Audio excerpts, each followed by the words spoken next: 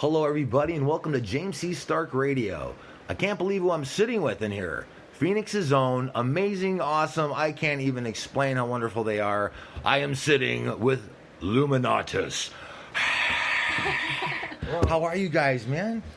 Wonderful. Good, thank you. Great. Thank you. These guys are a really awesome bunch. Can you introduce yourselves for everybody? My name is Brad Colburn. I play drums. I am Holly McGinty, and I'm on lead vocals. Dale Scott on keyboards.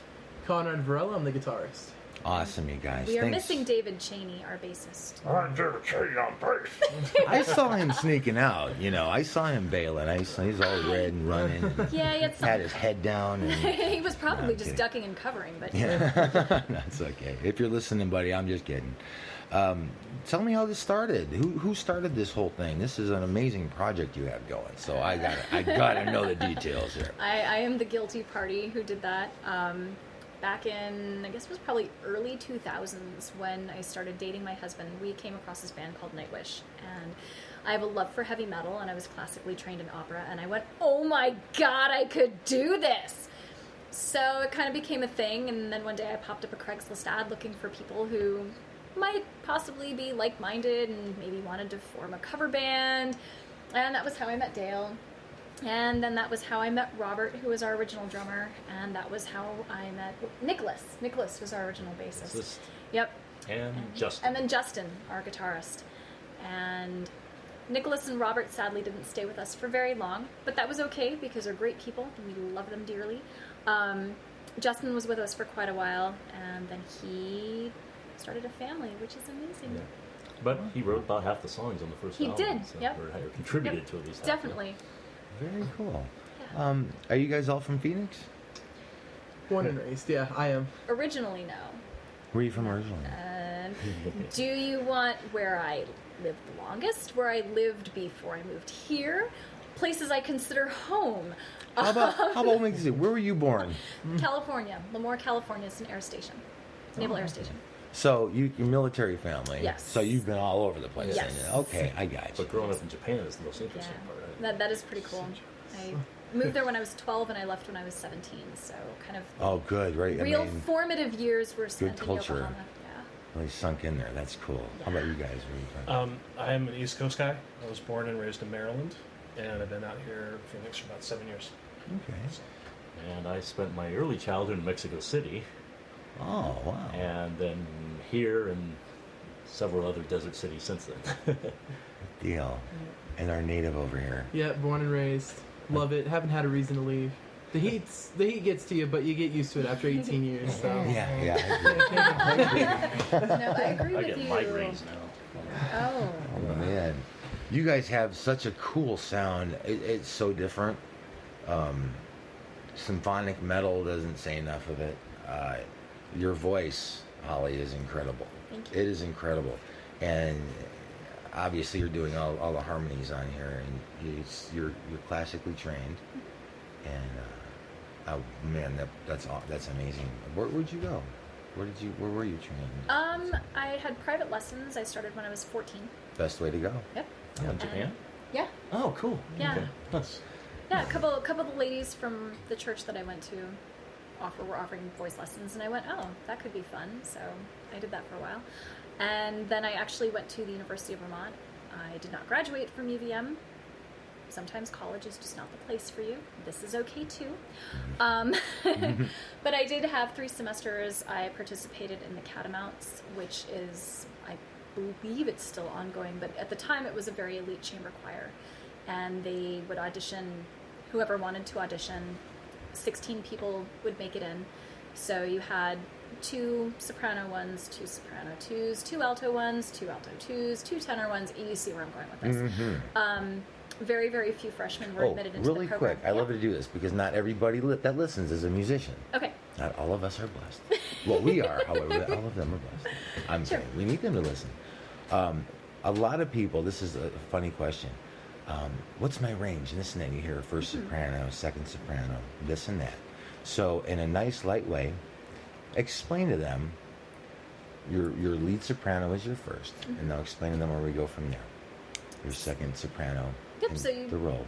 Your second soprano kind of picks up not quite the low enough harmonies to move into the alto range, but they're not as high as the first soprano either. And sometimes they overlap, sometimes they cross over, depending on which piece you're doing. They might even be the same line. Everybody could be singing together. So they're kind of like support, I guess, is the best way. And then you have your alto one, which kind of carries the main lower part harmony. Your alto twos are just beneath them. You have your tenor ones, who they're kind of the nice, light, easy sound. I'm trying to think of a really good professional tenor that people would recognize. Help me out here. What? I know Phil Collins, actually. I would put Phil Collins in the tenor range because Okay. Or Pavarotti, if anybody's familiar with Pavarotti. There we go. Luciano is the Yep. man. He is amazing. I got to see him on his last tour. And it was Oh, amazing. I bet that was I beautiful. have 2 autographs from him. Dang. Right on his, So on his jealous. picture, I was, oh, boy. Anyway, before we all get weird. Right? Oh, that took me away. Where were we? Yeah. So anyway, thank you for the educational part there. Oh, you're welcome. Because it's cool because now it helps everybody understand where these vocals are coming from. You know, and not just because you're a second soprano doesn't mean you can't sing the high part. No. It's just that's where you're comfortable, and that's where you rock, and that's where you're going to give the support. It's just like the Exactly. first one is. So training now, how about you guys now? Because of course Holly's hogging everything. You guys warned me about that. She's going to just tell her story forever. She's getting I'm gonna all shut red. up. Just kidding. Do you guys have any formal training? Are we? Yes, no, other. You have. Yeah, I was taught how to play by my dad. This is Conrad. Conrad. He was real big into the '80s metal shred scene, and he was taught by Mark Thompson, who actually taught George Lynch from Dawkins how to read, sheet music and understand some music theory. And I was just born and raised into metal and shred, and that's how I really got into it. He kind of showed me all the roots and the theory behind it, and then I just kind of took it from there and made it my own, with influences, Eddie Van Halen, Yngwie Malmsteen, George Lynch, and just kind of took that and crafted it into my own sound. So I didn't necessarily have like lessons, I would say. It was more of surrounded by it and picked it up by influence, for sure. Excellent. Yeah. Excellent. Let that imagination just run. Yeah. That's cool. And a whole hell of a lot of practice. Yeah. Metronome Oh. is your best friend. So, yeah. Dale, you play a mean keyboard, brother. Well, I started taking piano lessons when I was 6, and really basically took them all the way through to my second year of college.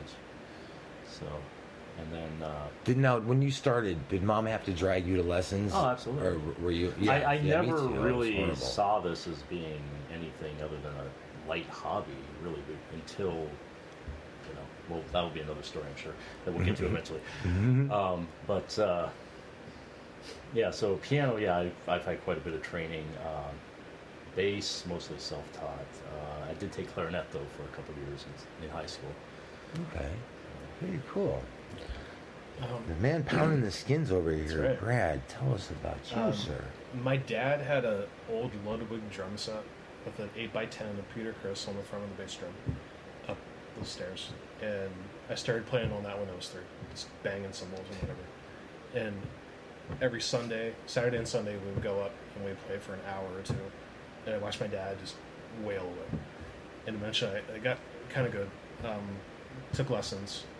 Did that on and off through elementary school. Switched over to tuba in 6th grade. Played tuba from 6th grade all the way up through high school. And I went to school originally in college for music education. I switched partway through to an English lit major. Just had a change of mind. But as you know, as a music education master, you learn to play all the instruments, and you're adept kind of in everything. But it seems like drums and a little bit of guitar and tuba were my strength. So You guys are, that's it. you guys are really multi-talented there. You're very versatile musicians. God, you're something. We got to get to some tunes here, man. I know you guys are just dying. It's like, Jim, shut up and play some music. Not you guys, everybody listening. You're bugging me about this all day. I totally hinted it out that I'm doing it with you guys tonight. So, I didn't tell him where, otherwise we would have had a crowd. Tell me about this first song we're going to do, Chasing Rainbows. How did we write this? Where did it come from? That one was the first actual collaboration that basically between me and Justin. He had a guitar riff, I had an intro, and they just happened to be in the same key. So we just sort of threw it together. And then lyrically, at the time, I was in a couple other bands. I was in a 60s cover band, and I was also in my cousin's band and stuff. But this was what I'd always wanted to do, was music like this kind of proggy kind of stuff. And so the song actually is an apology to the band from me. I've been chasing rainbows. You know, I'm just going after these things when I'm not looking at, this is what I want. This is what I've always wanted. And yet I'm chasing all these rainbows over here. You know, these $100 gigs with this cover band and this thing with my cousin. But this is what I want. And so I wrote it as an apology. Wow. Okay, that's cool. I love the stories behind these. Well, that too. Well, let's check it out. Chasing Rainbows, Luminatus.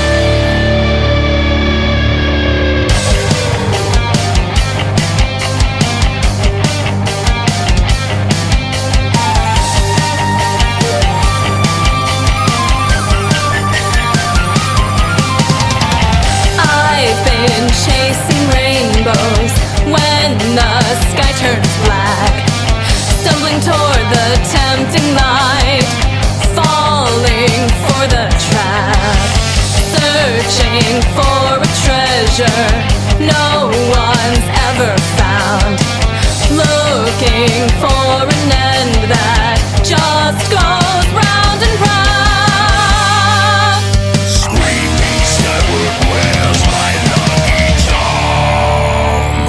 The pot of gold that lay before me, I've fallen on my face too many times to see the many bands that ride the rainy sky, gleamed brightly and too long blinded my eyes. Moths flying towards the light, moths flying towards the light.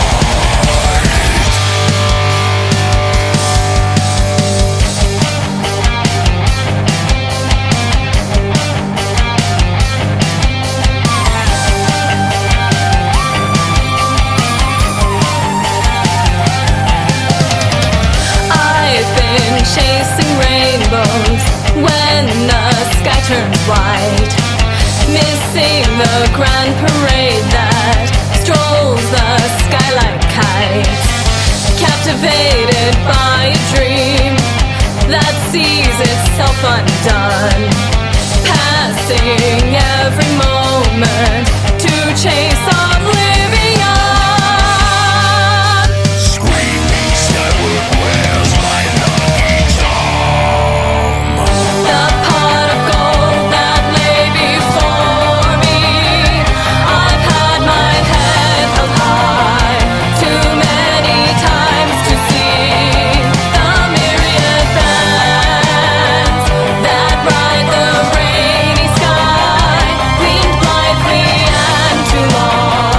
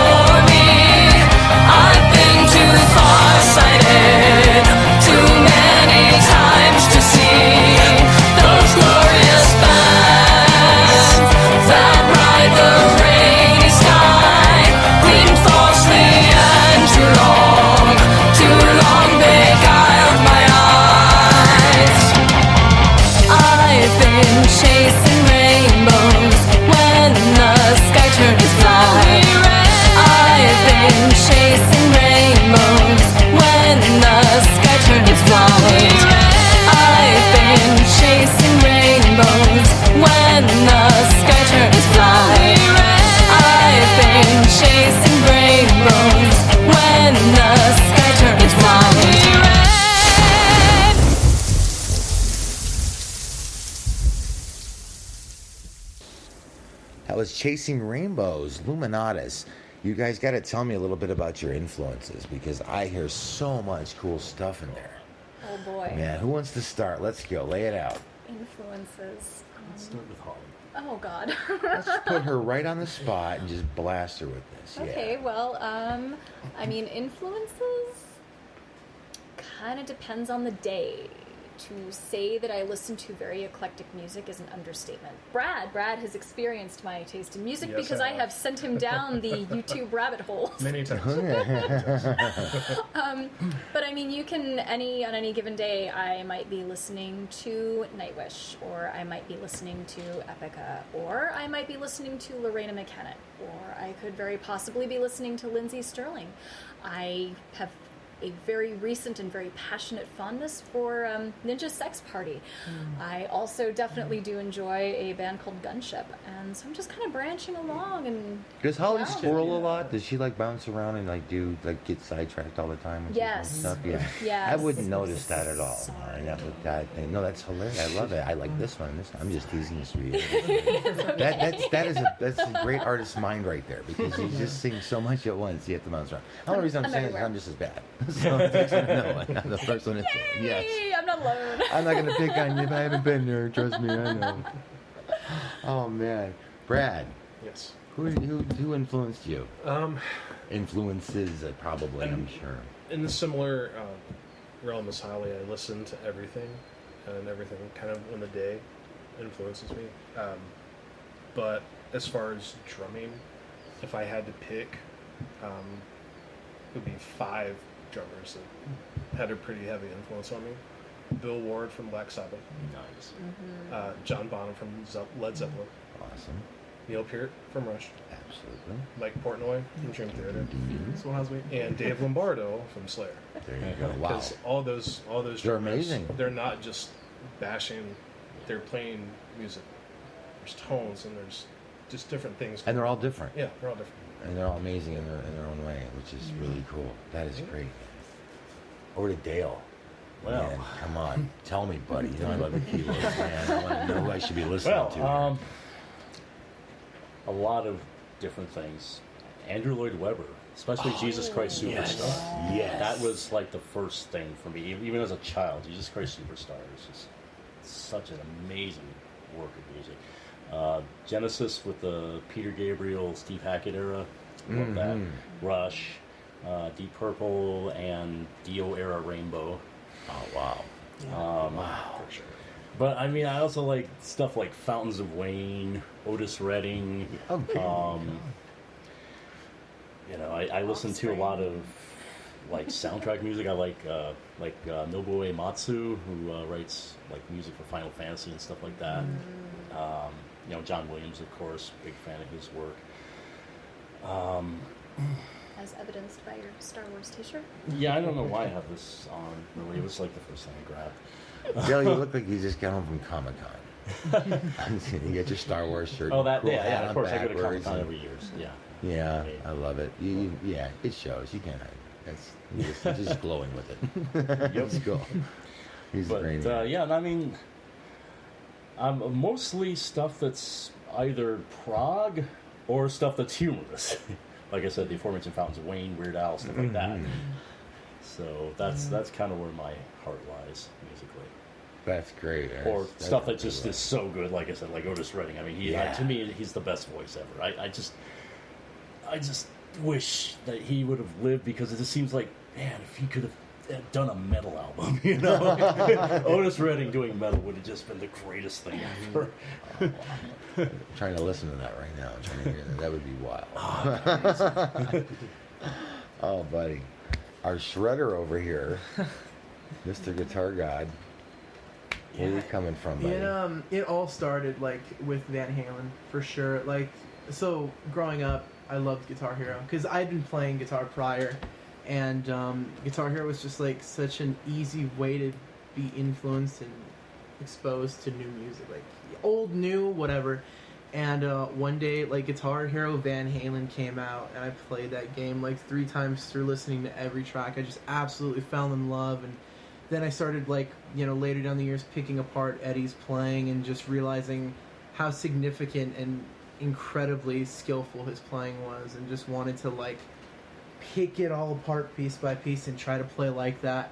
And then it developed from Eddie to Yngwie Malmsteen to George Lynch from Dokken, Warren DeMartini, even to newer stuff like Satchel from Steel Panther, the guys from Polyphia, more obscure players like Greg Howe, Blue Saraceno. But I started with playing blues, but I love metal shred, so I always looked for guitarists that play fast with feeling, you know, and that really filters down what it is that you're looking at, and those are the ones I respect the most, because it's one thing to play fast and it's one thing to play slow and soulful, but combining the two and expressing a voice with your guitar is what makes me play.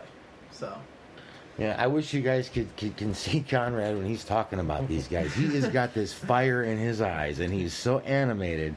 You just tell this passion's burning out of this guy. I mean, wow, that is cool. We got to get another song on here, man. Tell me about The Depths. Where does this one come from? Miss Holly, come on, let's give it to us. The Depths is really kind of because, I mean, why would you not write a song about pirates? Think about it. If you have your choice, why would you not do it? And so I kind of had this riff in my head, and I said, okay, well, here's kind of this thing that's been kicking around for a while, and I don't know what to do with it. And so we all just kind of came together and created a masterpiece. You can't be a pirate if you got all your Tim wrote parts. the lyrics, and Yes. he was really Sure. into it. Tim was huge into pirates. He would have big pirate parties every year around Halloween. And it was actually really fun. It was It really was, cool. I yeah, mean, it he had big pirate ships set up in his backyard and everything. It was awesome. Yeah, so it was kind of I came up with a riff. Tim had some words, and off we went. Very cool. All right, mateys, this is The Depths. Luminatus. Arrgh.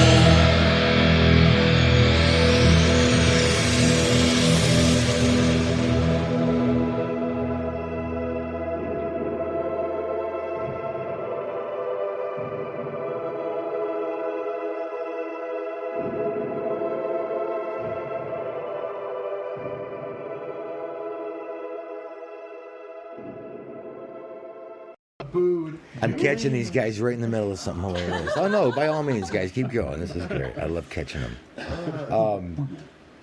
Seriously? Okay, somebody. Wow. All right, stay with the class now, kids. We're back on the air. I'm just kidding. I'm kidding. My It's that teacher in me. See, it's like, no,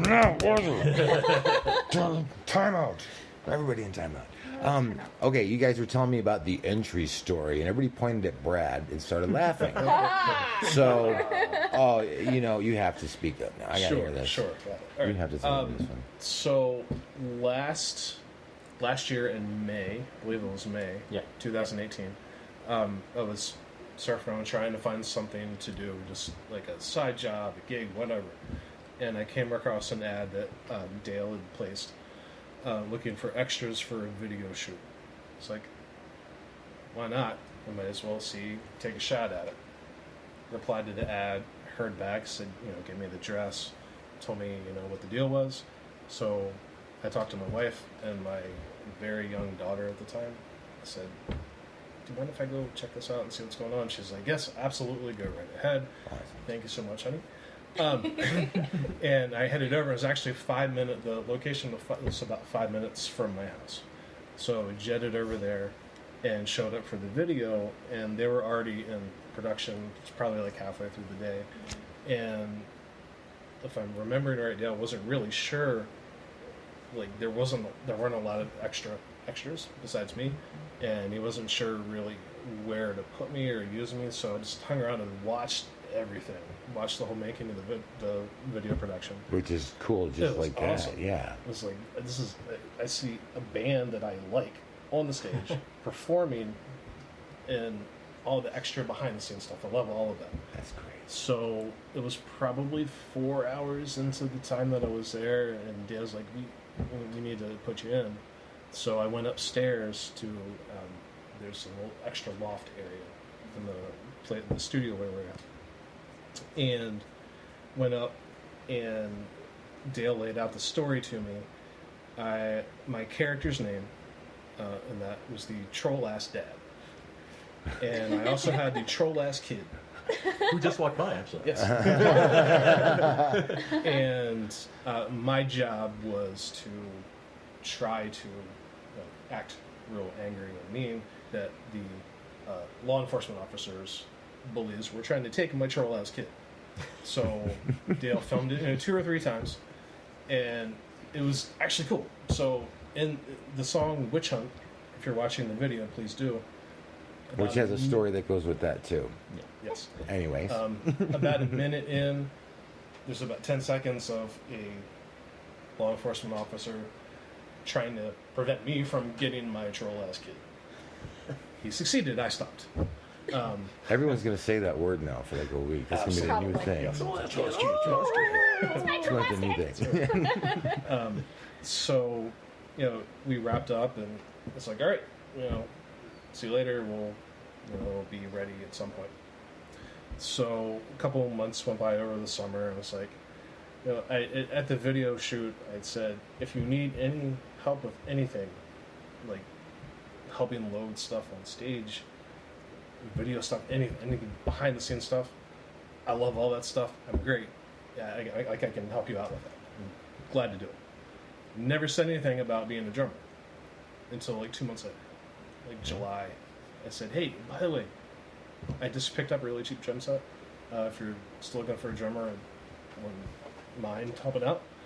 And we talked over the rest of the summer, and I ended up auditioning right around Halloween, and went through 2 auditions, and I believe I was formally accepted in November. Something like that. November, December, and then it was made public in January or February. So that is my entry story. Awesome. Very cool. That's cool. How does audition go? Oh, it was Was he fine. awesome? I mean, the thing is... Was he shy, or would he jump in, or he goes, Well, because we'd we're already gonna met do and that stuff. No. So, Yeah. So and it's he just and I great. had talked for a while the music video was going, because I was basically like just producing the music video, because Larry Alea at Mind's Eye, I was having him, just kind of giving him more free reign to direct it. because he's got great cameras. He's done some, plenty of commercials and music videos and things, so he knows what he's doing, and I trust his expertise. So really, I just edited the video. So I was just over there, just hanging out with Brad and talking to him. The main reason was he was wearing like this bright white and blue checkered shirt, and all the extras needed to be wearing black, and you'll understand when you see the music video. And so it was kind of like, well, we kind of this one guy in the middle wearing a white and blue checkered shirt. Can't miss him that. Really Oh, couldn't that's now. cool. All right, you guys. So, hi, Bella. Bella's joining us. Oh, hey, she's so cute. Hi. Yeah. Hello, puppy. Everybody that knows her before this interview will tell you how cute she really is. Yeah. Anyways, but she'll behave. She'll hang out with us. What is going on? You guys are playing such intricate stuff. I mean, it's timing. Everything's got to be perfect here. What are you thinking about before that show starts? Before the show starts. Right, you know what I'm saying? You're getting on stage, just getting ready to start. No. Usually I'm watching the people in the crowd and seeing them with beers in their hand and thinking how much I would like to have a beer. And then recognizing that since I probably haven't eaten in a while, it's going to hit me really hard and really fast, which is going to make the set suck.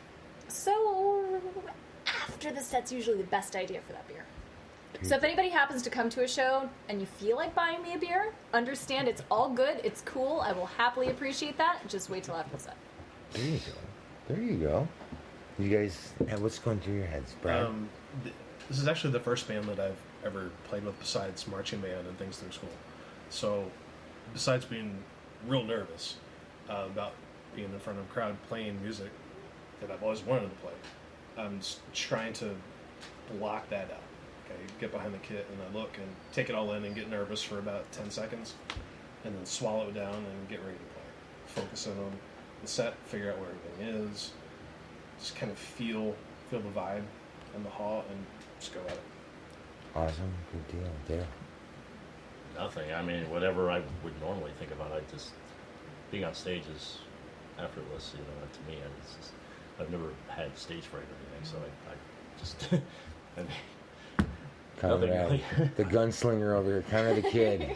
I just get excited. Like, I watch other people, like, on stage and play, and I just get this feeling like, I want to hop up there and play. Like, I want to play with them. I'm just like, I feed so much off of the crowd. And if you ever, like, come and watch my solo show, plug. Come and see me play. I feed so much off of the crowd, and I have so much fun up there. It's like, it's one thing hanging out with me, and then it's another thing seeing me play. Like, I feel so free on stage. I just get to truly be myself and have fun and crack jokes, and I just try to put on the best show I possibly can where I'm having fun and the audience is having fun, because that's what keeps them coming back, You don't want to stand up there and not have any personality, just, playing like this. You want to express who you are and really, like, bring the crowd into your show. Yeah, you guys have to see him. He's so animated just sitting here. I wish I was videotaping this. I'm going to start doing that. Don't you guys worry. Anyway, what's some of your biggest struggles as a musician or just performing or anything? Not personal stuff, just, musically. Could be stuff during a show after writing, anything like that. Is there anything that really bugs you? For me, a drummer's struggle would be the sticks that grow wings. Oh, yeah. 2 songs in. That's always fun. I've tried gloves. Gloves don't work that well because they still fly out. Mm-hmm. So I've got pretty good technique now to keep the sticks in my hand so they don't fly. But actually, during rehearsal tonight, I broke 2 sticks. And in the middle of playing, I had to flip it around so I could hit with the butt end. So just getting that timing down while I'm playing this music is probably my biggest challenge. Okay. Yeah. Well, it's we're listening to it, intricate stuff, Feedback. Wow. Feedback's never easy. Like, not crowd feedback, but like a feedback from amps and PAs. Feedback. I tend to play guitars with very high output pickups with a very distorted, high output sound. And when you're on a small stage, where each individual doesn't have a lot of room to move. The closer my guitar is to that amp, the louder it likes the feedback.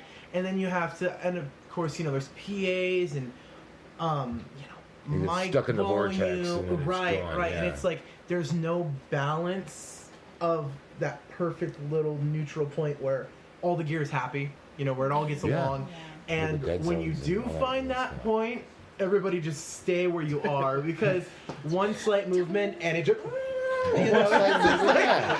You get sucked right into like a teleportation, wind up in a different club, you're on stage with somebody else, and they, Right. what happened to my band? And feedback is never fell good into the dead zone. because I feel like as like an audience member, it almost looks.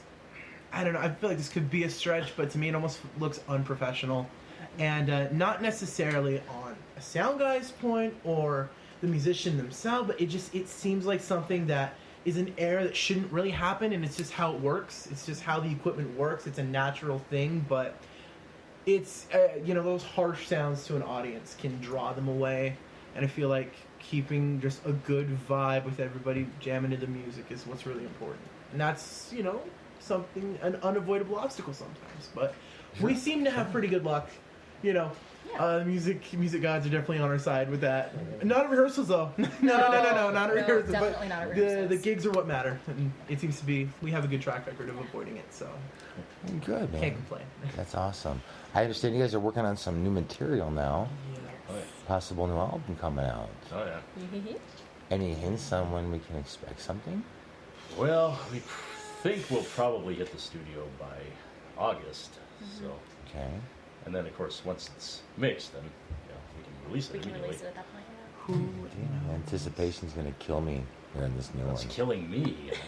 Yeah. Well, you can't go anywhere. You have to be on the album, so it's. I mean, one of the songs is a song I wrote 20 years ago. So. Yeah. Oh, you've got one of them coming out. So something you've. Oh boy, I love those kind of Bring it on. songs. They just sit there forever until you find all the my right. music sits forever. Yeah, you'll finally find the right finish to it. Well, the no, right it's just I touch. write songs faster than we can record them. So. Oh, that too. Okay. Well, all right. Got me on that one. What kind of advice can you give our younger bands? Well, our baby over here can. Yeah. Okay, so the toddlers are starting because some of us start when we're 4 and 6 years old. So well, I'll tell you this one. What would you, as being a musician, you kind of taught yourself and lesson here and there, but what kind of advice would you give to, say, a little kid walks up to his mom and says, Mom, I want to learn guitar. I want to play like Conrad. Oh. Okay, so what does mom do at this point? I've had that so many times where younger. I know it's the cutest thing. I love it so when younger individuals are inspired.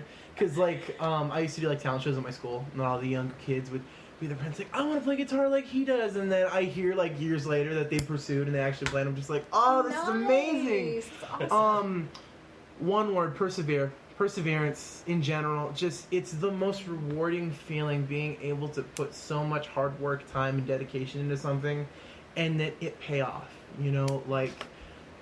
I started guitar playing because of my dad, and I started playing talent shows, getting comfortable on stage, moved into a punk band, started playing bars and dives, every little place I could play I did. Started getting into different projects where it's my own music, and then ending up opening up for ZZ Top Bike Week in front of 20,000 people, and opening up for Alice Cooper and Slash, and it's incredible how far you can go if you're passionate about something. It's not work. It's really not work. And the younger you start, the better. I'm not saying don't start if you're older. I mean, if you're passionate about it, you're naturally going to be comfortable doing it. But it's amazing to see where it can truly lead you, and the opportunities and the doors that can open, especially in music, particularly in music. And AZ, we've got a really good music scene, and it's just growing rapidly by the day. So We've always had a great music scene here. yeah, We really have. Yeah. And now it just keeps flourishing. yeah, And new things keep coming out of here. And, we're kind of overlooked sometimes down here. I'm Yeah. telling you. We're truly, right next door to yeah. LA. Yeah. And then we got Chicago and New York way on the other side, so they're not hearing us. And how the Midwest has got a little bit of everything. But this is quite a hidden gem, this town. truly is. I'm learning that lately, boy. I'm really seeing some stuff, and they're awesome. You guys blow me away. I have to tell you, I love everybody I've been meeting and listening to. You guys have something really special going on here, though. That's Thank you. just different than everybody. That's going to do something, really just stick with it. Now, Miss Holly, with that wonderful voice of yours. Oh, boy, mine's really hoarse today. Oh, I've been working hard for you guys. Tell us, especially the young ones, because I'm a voice coach too, and I've seen the points that I want to drive home to people, but you've kept this voice, and it's just so warm and rich, and then it's got, oh God, I could talk about this all day. I love it. What are you gonna tell? What are you gonna tell these little ones? What the do's and don'ts to keep that voice, and what they should do? These little singers, because all you guys are gonna be emulating this band. There's gonna be little kids gonna be looking up to you guys and saying, "I want to play like Conrad. I want to play like Dale. I want to sing like Holly. And I'm gonna play like Brad." And there's gonna be those, "I'm gonna be like that band," So this voice you have, this angelic voice of yours, tell us some tips. How do you take care of it? What the do's and don'ts? Tell us what you're doing. You don't have to tell us all your secrets, but give us some hints. There's not really anything secret, to be honest. I would say drink lots of water, keep it hydrated. Especially in this state. Yep, especially here. I do drink a lot of tea, but not the teas you would expect. My go-to is the Irish breakfast tea because it's chock full of caffeine. You throw some half and half in there and you're good to go. Yeah, that explains the squirreling issue that she has. Yeah, I might have a little bit of a caffeine addiction. Sorry. It's wonderful. But I think the biggest one, and this is a lesson I kind of had to learn the hard way, is don't push it. If something doesn't feel right, don't second guess yourself. Follow your gut. I had a voice coach once that every time I would leave lessons with this person, my throat would hurt, and it would hurt for quite a while, and I didn't understand why. Yeah, that's not good. And now I'm very familiar with vocal polyps. My aunt is not a singer, but she has had them several times, and she's had them removed several times. Obviously, people who are familiar with Julie Andrews know what happens. You get polyps, you get them removed, and it's kind of crapshoot. You may or you may not be able to sing again. May I just add something to that really quick so you guys understand what that is? Imagine having a nasty callus, something like that, on your vocal cords, grinding against each other and just tearing them apart. And by abusing things in your voice, you're going to get one. Yeah. You're going to get one. It's changed careers, some for the better too, but only... but they're not going to be talking when they get old, and most of them, though, is ended careers. Yes. So most times, yeah. What's other than screaming and yelling? Tell us some big killers that's going to wipe that voice out. For me, it was not having the freedom of movement. My voice coach at the time was very, very, you had to have a certain posture, and the posture is good because you need to be able to focus and you need to be able to support everything from your diaphragm. So yes, there is a certain focus that you have to, just posture that you have to keep. But he would not permit me to move at all. So I had to stand a certain way with my feet a certain way, and I could not move my head. And it was actually the strain of that started to do it. And while I was visiting my old voice coach, when I was visiting home one weekend, she got me into a room and she listened to me sing, and I'd already started to feel notes dropping off my upper range. Like things were not right. And she told me, she said, if you continue to follow what he is teaching you, you will have polyps. She said, you're not there yet, but you will have them. And so that was when I stopped taking lessons from that instructor and decided to continue on with what I knew was right and with what I knew felt right. And so that's really the biggest advice I can give is follow your gut, follow your instincts, because if you know your body and you know how things are supposed to feel, you also in turn know the way they're not supposed to feel. Absolutely. Yeah, absolutely. Another word for polyps just hit me too is nodes. Yes. Nodes, just in case, because I know, they'll hear that a lot in school, that one. Us old schoolers always hear polyps. Nodes is the new no-no. Man, it makes me feel so old now. No nodes. No. Oh, that's great. How about you guys? Any advice? You practice. Yeah. That's the big one. Yeah. Keep doing it. It's true. Yeah. It really is. Metronome's your best friend. You're trying to build speed up. And no matter what instrument you play, metronome. Yeah, meter is everything. Yes, Brad, you know. I was going to say the same thing. Yeah. It's Yeah. getting your timing down and just being comfortable with time. What helps me, and I've been doing it since I was little, any sound or noise that I hear, I automatically start putting a beat to it. Yeah, Signal, there you go. windshield wipers, rain, thunderstorms, whatever it is. Vacuum cleaners, I can feel a pulse, and I'll build something to it. Oh, It just happens. It's a good practice. Like a get fan, that natural a fan rhythm sound. in you. Yeah, So that I would becomes a say habit after a while. Yeah. Yeah, just pick it for up naturally. for any younger musicians, I would say that would be one, is to start listening. So you're in an open field in the middle of nowhere and you hear nothing. Now There's I hear you. Now the funny now your head's filling up with everything because it's searching for that sound to make a Breathing, too. beat. So now you're hearing everything. Yeah, if you get So- scared, or if it's shallow breathing or just normal breathing, your heartbeat. And you pick Harvey up, said. yeah, there you go. So, yep, there's a sign of an awesome drummer right there, you guys. Well, let's get on to this next one. This is another totally different, another corner that we're going to turn here, another detour from their, symphonic metal's not enough. It's not enough to say this. Tell me about Stagecoach. This is so cool. The things you do on here, all you guys doing here is really cool. So, Well, who's going to tell this story? Dale's gonna I'm just pointing at each other. It's just I write a lot of instrumentals. I write a lot of stuff that isn't for Luminatus. In fact, I just recently did a soundtrack for a video game called Dice Tactics. So Cool. That's cool. but this, it was just something I had in my head. I probably was influenced by David Arkenstone because it's got that kind of a vibe to it. Let's check it out. This is called Stagecoach, Luminatus.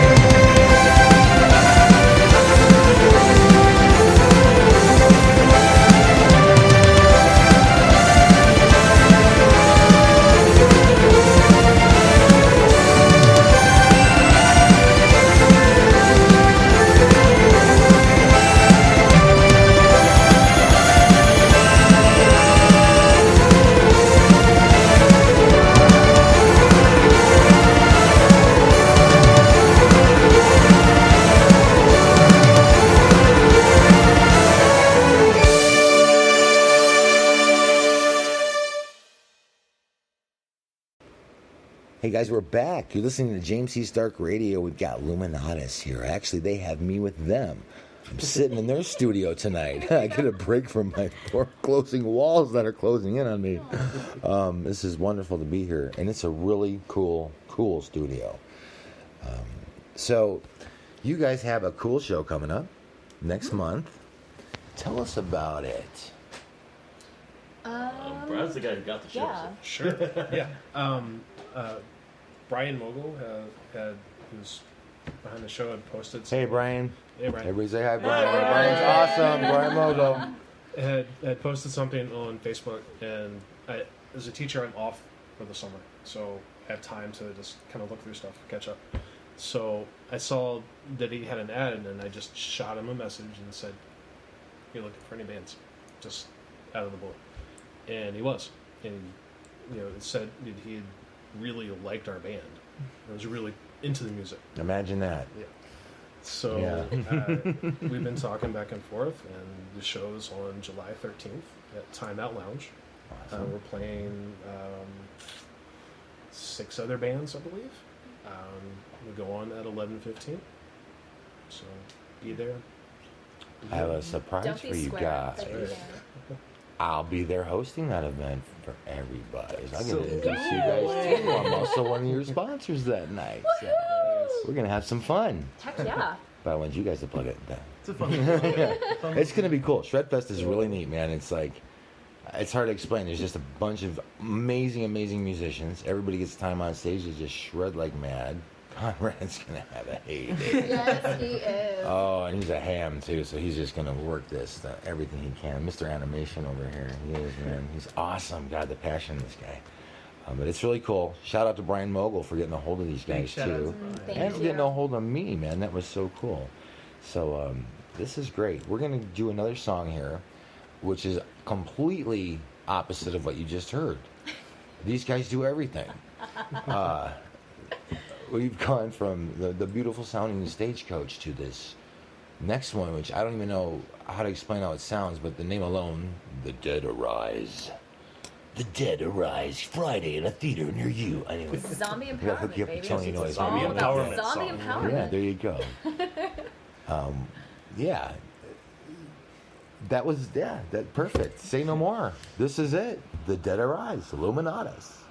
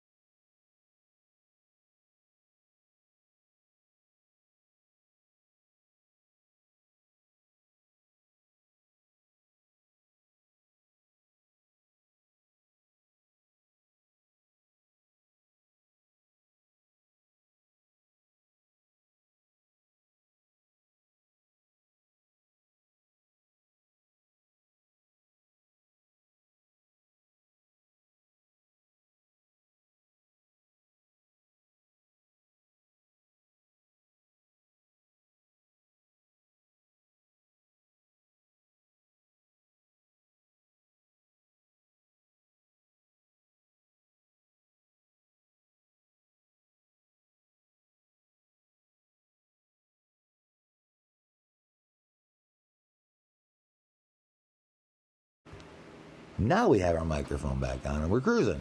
Okay, again, I want to say that it's been more than a pleasure. It has been an honor to be surrounded by these great musicians today. We've learned a lot, and I can't wait for you guys to hear our next one, when I'm going to force these guys to talk about everything they did when the microphone was off. That's a whole nother education, but a musical one at that. So, thank you again, everybody, for listening. And you guys want to take us out of here? Sure. I'm Conrad. I'm Dale. I'm Holly. I'm Brad, and we are LUMINATUS. And you're listening to the James C. Starke. Radio. Awesome, you guys. Thank you so much. Have a wonderful evening, everybody. Peace. I'm out.